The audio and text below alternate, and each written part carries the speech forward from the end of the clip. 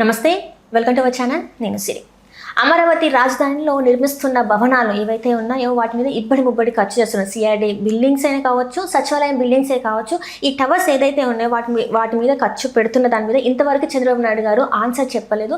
అది చెప్పాల్సిన బాధ్యత ఉంది అని చెప్పేసి కొంతమంది విశ్లేషకులు భావిస్తున్నారు. అయినా కూడా దీని మీద ఇంతవరకు స్పందించలేదు చంద్రబాబు నాయుడు గారు. సో దీని మీద స్పందించడానికి ఈరోజు మనతో పాటు ఉన్నారు ప్రముఖ senior political analyst KS Prasad గారు. నమస్కారం సార్. నమస్తే అమ్మా. ఏంటంటే అమరావతిలో నిర్మిస్తున్న భవనాలు, సచివాలయం బిల్డింగ్సే కావచ్చు, సిఆర్డీఏ బిల్డింగ్సే కావచ్చు, వీటి మీద చాలా వరకు అంటే భారీ మొత్తంలో ధనాన్ని వెచ్చిస్తున్నారు. దీని మీద ఇంతవరకు బాబు గారు అంటే ముఖ్యమంత్రి గారు ఎప్పుడు స్పందించలేదు. స్పందించాలని చెప్పేసి కొంతమంది విశ్లేషకులు చెప్తున్నారు. మరి ఎందుకు బాబు గారు మాట్లాడట్లే అంటారు దీని మీద? అంటే ఇక్కడ మీరు ప్రజలకి బాధ్యతగా ఖర్చు ఎందుకు చెప్పట్లేదు, ఈ ఇబ్బడి ముబ్బడి ఖర్చు దేనికి పెడుతున్నారు? ఫస్ట్ థింగ్ ఏంటంటే, ఇప్పుడు ఉదాహరణకి మనం ఈ పొలిటికల్ సినారియోలో కొన్ని కంపారిజన్స్ మనకి ఖచ్చితంగా కావాలి. ఉదాహరణకి రాష్ట్ర విభజన అనంతరం అమరావతిని రాజధానిగా చేసుకుంటామని చంద్రబాబు గారు 14 నుంచి 19 టెన్యూర్లో డెసిషన్ తీసుకున్నారు. అమరావతిలో నారాయణ గారి కళల సౌధం కట్టడానికి నిశ్చయించుకున్నారు. కేంద్ర ప్రభుత్వం ఆ రోజు ఒక 3,000 కోట్లు గుంటూరు పరిసర ప్రాంతాల్లో డ్రైనేజీలకి అండ్ మిగిలిన 1,500 కోట్ల పైచీలక రాజధాని నిర్మాణానికి వినియోగించమని ఇచ్చింది. ఎందుకంటే కేంద్ర ప్రభుత్వ బాధ్యత రాజధాని నిర్మాణం. ఎందుకంటే కట్టుబట్టలతో మనం పంపించేశారు కాబట్టి. సరే, దాంట్లో మీరు ఆ రోజు కట్టిన సచివాలయం కానీ, సెక్రటరియట్ కానీ, హైకోర్టు భవనం అన్నీ కట్టారు. డబ్బులు కేంద్ర ప్రభుత్వం ఇచ్చిన అన్నీ సద్వినియోగపరిచారా, దుర్వినియోగపరిచారా తర్వాత మాట్లాడదాం. ఇవి మీరు మీ టెన్యూర్ అయిపోతున్న దగ్గర ఇవి తాత్కాలిక భవనాలు అని మా నెత్తికి పెట్టారు. తాత్కాలిక భవనం, శాశ్వత భవనం. మీరు వచ్చి కొత్త ప్రభుత్వం వచ్చి దగ్గర 2 ఏళ్ళు అవుతుంది. గతంలో జగన్మోహన్ రెడ్డి గారి ప్రభుత్వం 5 ఏళ్ళు ఆ తాత్కాలిక భవనాల్లోనే కట్టారు. ఉదాహరణకి మీరు ఆ రోజు సచివాలయానికి, నెక్స్ట్ అసెంబ్లీ భవనానికి, హైకోర్టుకి ఎంత ఖర్చు పెట్టారంటే 1,500 కోట్లు కేంద్ర ప్రభుత్వం ఇచ్చిన దానికన్నా ఎక్కువ ఖర్చు పెట్టారు. స్క్వేర్ ఫీట్కి నాకు తెలిసి మీరు 10,000 పైచీలకే ఖర్చు పెట్టారు సచివాలయానికి. ఇప్పుడు మీకు సచివాలయం కంపారిజన్ తీసుకుంటే ఆంధ్రప్రదేశ్లో మీరప్పుడు కట్టిన సచివాలయం ఏదైతే ఉందో ఇప్పుడు కూడా సచివాలయం అదే, దానికి ఇక్కడ హైదరాబాద్లో కట్టిన సచివాలయంకి ఒక కంపారిజన్ ఉంది. రెండిటికి 2 లక్షల స్క్వేర్ ఫీట్లే తేడా. తెలంగాణలో కట్టిన సచివాలయం ఎలా ఉంటుంది? వైట్ హౌస్ తలదన్నేలాగా ట్యాంక్ బండ్ మీద ఆ 4 కోణాల నుంచి మీరు ఎక్కడి నుంచి చూసినా అదొక అద్భుతం. It's a visual wonder. దానికి అయిన ఖర్చు 490 కోట్లు. మీరు అక్కడ నాకు తెలిసి 500 కోట్ల పైచిలుక ఖర్చు పెట్టిన తాత్కాలిక సచివాలయ భవనానికి ఇక్కడికి దానికి 2 లక్షలే తేడా స్క్వేర్ ఫీట్లు. అంటే మీరు ఫస్ట్ ఫ్లోర్ వేస్తే అయిపోద్ది అక్కడ. కానీ ఎందుకు అంత ఇబ్బడి ముబ్బడి ఖర్చు అయింది అక్కడ? పోనీ ఇదే 5 ఏళ్ళలో మీరు చేశారు, ఏదో మనకి గుడ్లో మెల్ల ఉన్న భవనాలంటే, ఇప్పుడు ఈ ప్రభుత్వం రాగానే మీరు నెత్తికెత్తుకుంది ఏంటి? మళ్ళీ మేము పర్మనెంట్ 50 టవర్లు సచివాలయం కడతామని, కొత్త అసెంబ్లీ భవనం కడతామని, కొత్త హైకోర్టు కడతామని మళ్ళీ కథలు మొదలెట్టారు. దీనికి Asian mercantile bank, world bank నుంచి, తర్వాత జర్మనీ ఫైనాన్స్ కార్పొరేషన్ నుంచి ఒకటి, తర్వాత ఏపీడీసీ నుంచి, అలా మొత్తం అన్నిటి నుంచి 47,000 కోట్లు దాని మీద వినియోగిస్తున్నారు. Very good. ఇప్పుడు మనం కొన్ని కంపారిజన్స్ చేద్దాం. మీ టెన్యూర్లో వీటికి కేవలం బిల్డింగ్ కట్టడానికి 5 లక్షలు అయితే ఇన్ఫ్రాస్ట్రక్చర్ ఏంటి, దాంట్లో శానిటరీ ఎక్విప్మెంట్కి, వైరింగ్కి, లిఫ్ట్లకి, హంగులు ఆర్బాటలకి ఇంకా 15 రూపాయలు ఖర్చు పెట్టి అంటారు నేపథ్యం. అంటే మొన్న 2,036 కోట్లు, 2,016 కోట్లు ఎంతో మీరు 2,516 కోట్లు అనుకుంటాను రిలీజ్ చేశారు. దేనికి? అసెసరీస్కి, ఎగ్జిస్టింగ్ బిల్డింగ్లు కాక ఇంకా ఎక్స్ట్రా. ఇది నాకు అర్థం కాక అడుగుతున్నా. ఎవరైనా సరే మనమైనా అపార్ట్మెంట్లు కట్టి దగ్గర, సరే నాకు ఫిల్నెక్స్ వైర్ కావాలి, లేదంటే నాకు జాగ్వార్ ఎక్విప్మెంట్లు కావాలి, ఇలాంటివి ఏమైనా మనం ఓవర్ యాక్షన్ చేస్తే బిల్డర్ ఏమంటాడు? అవి మీరు తెచ్చి మీరు వేసుకోండి సార్, ఎక్స్ట్రా కాస్ట్ మీరే భరించాలి అంటాడు. కానీ ఒకటి బేసిక్గా ఇవ్వాల్సింది ఇస్తాడు కదా. అవును సార్. మీరు సచివాలయం కట్టడానికి టెండర్లు ఎల్ఎన్టీ వాడి దగ్గర, లేకపోతే షాపూర్జీ పలంజీ వాడి దగ్గర, ఎన్సీసీ వాడి దగ్గర బ్లాకులు కట్టడానికి తీసుకున్నారు. వాడు మీకు ఏమేమి వేసిస్తాడు చూసుకోకుండా గుడ్డ చేళ్ళు పండేటి కట్టేశారా? లేదు సార్, ఖచ్చితంగా చూసుకుంటారు. 2014 నుంచి 19 దాకా ఉన్న కాంట్రాక్టర్లనే మళ్ళీ తీసుకొచ్చి మీరు వాళ్ళకి మొబిలైజేషన్ అడ్వాన్స్ ఇస్తూ ఎక్స్ట్రా రేట్లు పెంచేశారు. ఎగ్జిస్టింగ్ కాస్ట్కి పెంచేశారు. ఏ ప్రాతిపదిక మీద? పోనీ అక్కడ మొన్న మాట్లాడుకున్నట్టు ఉచిత ఇసుక మీ దగ్గర, ఉచిత కంకర ఇస్తున్నారు. వాడికి ఇంకేం ఖర్చు ఉంటుంది? సిమెంట్ అంత ఫెనామినల్గా ఏం పెరిగిపోలే కదా. సరే, ఇది పక్కన పెడదాం కాసేపు. ఇప్పుడు జగన్మోహన్ రెడ్డి గారి టెన్యూర్లో ద డెక్ బిల్డింగ్ కట్టాడు ఎక్కడ విశాఖపట్నం సిరిపురం జంక్షన్లో. సౌత్ సెంట్రల్ రైల్వేకి సంబంధించిన ఆఫీస్ ఇప్పుడు కొత్తగా షిఫ్ట్ అయింది. జార్జియా యూనివర్సిటీ ఉంది. అలాంటివి 4-5 ఉన్నాయి. దానికి అయిన ఖర్చు ఎంత? జస్ట్ 57 కోట్లు. మొన్న మీరు సిఆర్డిఏ బిల్డింగ్ కట్టారు, ఓపెనింగ్ అయింది, దానికి ఎంత ఖర్చు పెట్టారు? 287 కోట్లు ఖర్చు పెట్టారు. మీరు సచివాలయానికి ఇప్పుడు కొత్త ప్రణాళిక వేశారు. ఈ కొత్త సచివాలయం అంటే తెలంగాణలో ఉన్న సచివాలయాలు లాంటివి 4 కట్టచ్చు ఆ ఖర్చుకి. అలాగే పార్లమెంట్ భవనం, కొత్త పార్లమెంట్ భవనం, ఇప్పుడు మన ఎంపీలు అందరూ, మొన్న మీరు గెలిచిన వాళ్ళందరూ కొత్త పార్లమెంట్ భవనం ఉన్నారు, 900 కోట్లు ఖర్చు అయింది. ఇక్కడ తెలంగాణ సచివాలయం ఎంత అయింది? 490 కోట్లు అయింది. ఇది ఒకటి. అయితే రుషికొండలో పక్కా హెరిటేజ్ బిల్డింగ్ ఈక్వల్గా, ఎందుకంటే మనకి దట్స్ అ ప్రైడ్, పర్యాటక రంగానికి సంబంధించిన బిల్డింగ్ కట్టారు.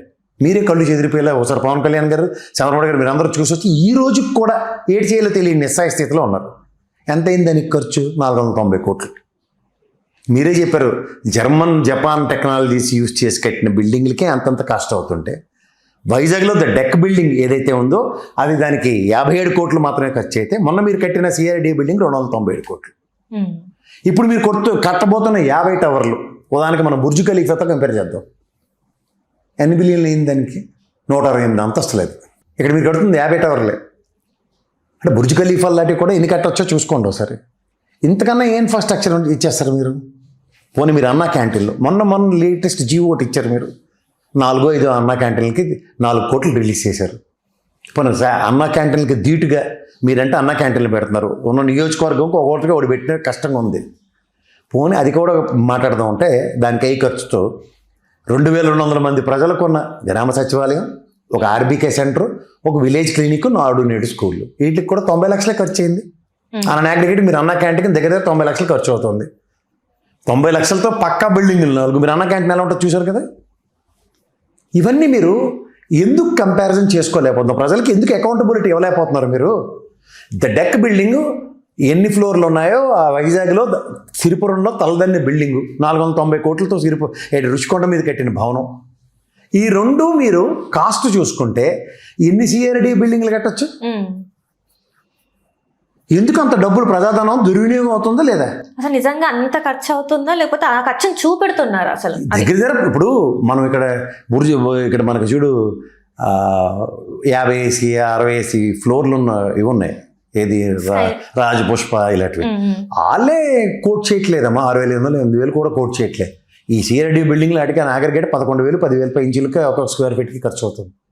అంత స్పెషల్ ఏం చేస్తున్నారు? ఏం చేస్తున్నారు నాకు అర్థం. బంగారం తాపడాలు పెడుతున్నారా, లేకపోతే ఇటుకలు ఏమైనా బంగారం కడుతున్నారో నాకు అర్థం కావట్లేదు. ఇంతకుముందు కూడా మనం ఒకసారి మాట్లాడడం అంటే ప్లంబింగ్ కి, ఫైర్ కి, అక్కడ ఏదైతే ఉన్నాయో వాటికి ఇంత మేము రిలీజ్ చేసామని చెప్పేసి కూడా ఎక్స్ట్రా ఇస్తున్నారు. ఇప్పుడు ఆశ్చర్యకరమైన విషయం ఏంటంటే ఎక్స్ట్రా దేనికి ఇవ్వాల్సి వస్తుంది నాకు అర్థం కావట్లేదు. పోనీ అక్కడ 1 కిలోమీటర్ రోడ్డు జాతీయ హైవేలే 20-24 కోట్ల మధ్యలో జాతీయ హైవే రోడ్లు కడుతున్నారు. వీళ్ళు 167 కోట్లతో 1 కిలోమీటర్ రోడ్డు వేస్తున్నారు. పోనీ ఏమైనా బడ్జెట్లో మీరు కంపేర్ చేసుకుంటే 250 కోట్లు అమరావతి రోడ్లకి కేంద్ర ప్రభుత్వం రిలీజ్ చేసింది. 250 కోట్లతో నాకు తెలిసి సిఆర్డీఏ లైన్ అవుతుందేమో నేను అనుకుంటే, కిలోమీటర్కి 167 కోట్లు కోట్ చేస్తున్నారు ఒక పక్కన. ఇది ప్రజాధనం దుర్వినియోగపడుతుంటే ప్రజావాద్యాలు ఎందుకు పడట్లే? ఇది ప్రశ్నించాలి కదా. ఇప్పుడు ఎండ్ ఆఫ్ ద డే ఇవాళ మనం ఒక చంద్రబాబు గారు ఉన్న అనుభవంలో ఈయన వచ్చారు, ఓ 10 రూపాయలు తక్కువ ఖర్చుతో కడతారు, ఎందుకంటే ఉచిత ఇసుక ఫార్ములా గవర్నమెంట్ అయితే కాబట్టి అనుకుని మనం అదో ఎక్స్పెక్టేషన్స్ ఉంటే, బియాండ్ ఎక్స్పెక్టేషన్స్ ఉంటే ఏంటిది ఎక్కడికని ఎంతకని తీర కట్టిన తర్వాత రేపు పొద్దున 50 టవర్లు కూడా ఇది టెంపరీ అనేసారు అనుకో, వెళ్ళి మనం ఎక్కడ సావాలి? మళ్ళీ ఆ భారం అంతా ప్రజల మీద. అదే కదా ఇప్పుడు మాత్రం ఇప్పుడు 47,000 కోట్లు అప్పు తీసుకొచ్చింది. భారం ప్రజల మీద పడుతుందా, నా మీద పడుతుందా, నీ మీద పడుతుంది చెప్పు. ఇప్పుడు కళ్ళ ముందు మనకు ప్రత్యక్షంగా ద డెక్ బిల్డింగ్ వైజాగ్లో 57 కోట్లు, మీరు సిఆర్డీఏ బిల్డింగ్ కట్టింది 287 కోట్లు పైచిల్క. దీనికి దానికి కంపేర్ చేయండి, ఎన్ని వస్తాయి? ఎన్ని డెక్ బిల్డింగ్లు అటు 5 వరకు కట్టొచ్చు. అది ఇంకా టైటానిక్ షిప్ ఆకారంలో ఉంటుంది. అది సచివాలయం ఇక్కడ కనబడుతుంది మనకి, పార్లమెంట్ హౌస్ ఢిల్లీలో కనబడుతుంది. కేంద్ర రాష్ట్ర ప్రభుత్వాలు 2 రాష్ట్ర ప్రభుత్వం అంతా విడిపోయిన రాష్ట్రమే కదా తెలంగాణ. వీళ్ళే ఇంత ఎప్పుడప్పుడు ఖర్చు పెట్టినప్పుడు ఏ ప్రాతిపదిక మీద ఖర్చు పెడుతున్నారు మీరంతా? అన్ని అప్పులు చేసేస్తున్నారు. మళ్ళీ అప్పుల లెక్క అడిగితే దానికి ఆన్సర్ ఎవరు? ఇదే మనం చేయవలసిన పని. ఇది చాలా బాధాకరంగా ఉందమ్మా. ఈ కంపారిజన్స్ కనుక ఎవరైనా చూసుకోగలిగితే జస్ట్ ఆ బిల్డింగ్లు పక్కన వేసి చూపించండి ప్రజలకి. దీనికి ఎందుకు ఇంత ఖర్చు అవుతుంది, దీనికి ఎందుకు ఎంత ముబ్బడి ఖర్చు అవుతుంది.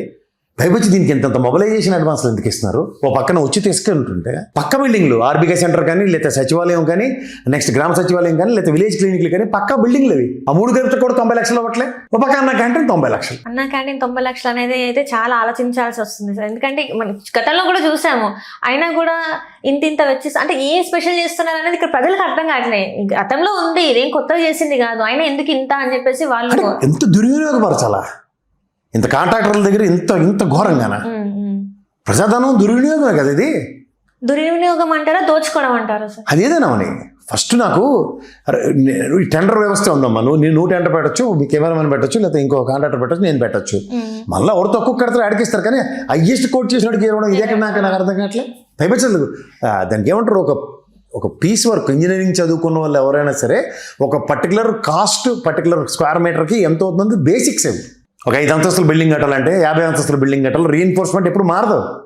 వీటిలన్నిటికీ స్ట్రక్చరల్ కాస్ట్ ఎంత ఈజీగా ఉంటుందంటే ఇది ఈ అగ్రిగేట్ ఎంత ఉంటుందని ఈజీగా చెప్పొచ్చు. దేశంలో ఎక్కడ 6500 కూడా కోట్ చేయట్లేదు కూడా హైయెస్ట్ కాస్ట్. ఏ ప్రాతిపదిక 11,000 12,000 కోట్ చేస్తున్నారు వాటికి. పోనీ ఏమైనా బంగారంతో కడుతున్నట్టు చెప్పండి, ఇలా ప్లాటినం వాడుతున్నాం మేము. హలో, తెలుగు రాజ్యం ఛానల్ చూస్తున్నారా? సామాజిక రాజకీయ జీవన చిత్రణే తెలుగు రాజ్యం. అతిశయోక్తులు అసత్యాలు ఉండవు. రాజకీయ కోణం కాదు, ప్రజా కోణమే కొలబద్ద. తెలుగు రాజ్యం వీక్షణ మీ ఉత్తమ అభిరుచికి నిదర్శనం.